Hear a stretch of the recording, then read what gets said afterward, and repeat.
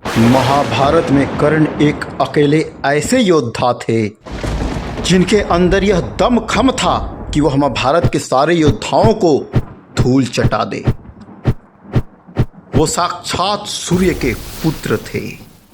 आइए जानते हैं उनके बारे में। पौराणिक युग की शुरुआत में एक कन्या थी कुंती। उसे मिला था एक अद्भुत वरदान, वह किसी भी देवता को बुला सकती थी। उन्होंने आह्वान किया सूर्य देव का और तभी दिव्य तेज से एक बालक प्रकट हुआ। स्वर्ण कवच से आच्छादित, कानों में दिव्य कुंडल। पर लोक लाज से भयभीत कुंती ने उसे नदी में बहा दिया। यही था सूर्यपुत्र कर्ण का जन्म। यहाँ से शुरुआत होती है सूर्यपुत्र कर्ण के त्याग तपस्या की अमर गाथा। गंगा की लहरों से निकला वह बालक एक सारथी और उसकी पत्नी ने उसे अपनाया। कर्ण का बचपन बीता गरीबी में, लेकिन उसकी आंखों में था तेज और दिल में था सपना एक महान धनुधर बनने का। हर दिन वह अभ्यास करता, मिट्टी में, धूप में, बिना किसी गुरुकुल के। कोई उसे क्षत्रिय नहीं मानता था, पर वह जन्म नहीं कर्म में विश्वास करता था। कर्ण पहुंचा परशुराम जी के पास। क्षत्रिय पहचान छुपाकर खुद को ब्राह्मण बताकर शिष्य बना। उसने हर विद्या सीखी, एक श्रेष्ठ योद्धा बना। पर एक दिन परशुराम की गोद में उसका कवच चुभ गया। परशुराम जी को ज्ञात हुआ सत्य और उन्होंने क्रोध में दे डाला श्राप। जब तुझे सबसे ज़्यादा ज़रूरत होगी तब तू अपनी विद्या भूल जाएगा। कर्ण ने चुपचाप वह श्राप भी स्वीकार किया, जैसा एक सच्चा वीर करता है। कर्ण को राज्यसभा में अपमानित किया गया।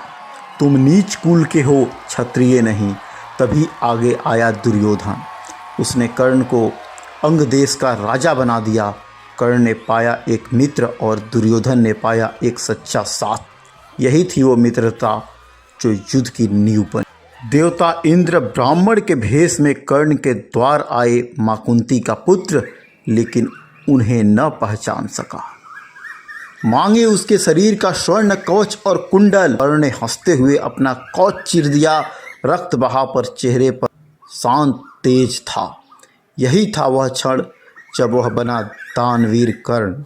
युद्ध से पहले कुंती ने किया कर्ण से मिलन, बताया उसका सच।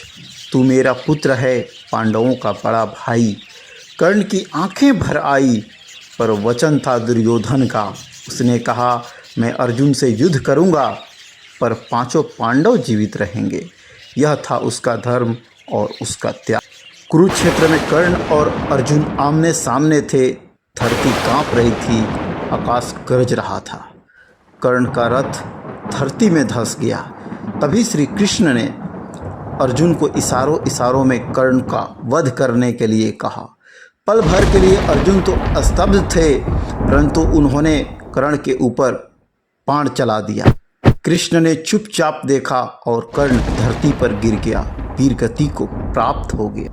देवताओं ने स्वर्ग में स्वागत किया। सूर्यदेव ने अपने पुत्र को गले लगाया। पृथ्वी ने एक महान आत्मा को खोया, लेकिन आकाश ने एक अमर आत्मा को पाया। महादानी कर्ण तो चला गया, पर उसका नाम अमर हो गया। वह जो जन्म से नहीं कर्म से महान था, वह जो जीवन भर अपमान सहता रहा लेकिन हमेशा देता रहा, वह था दानवीर कर्ण।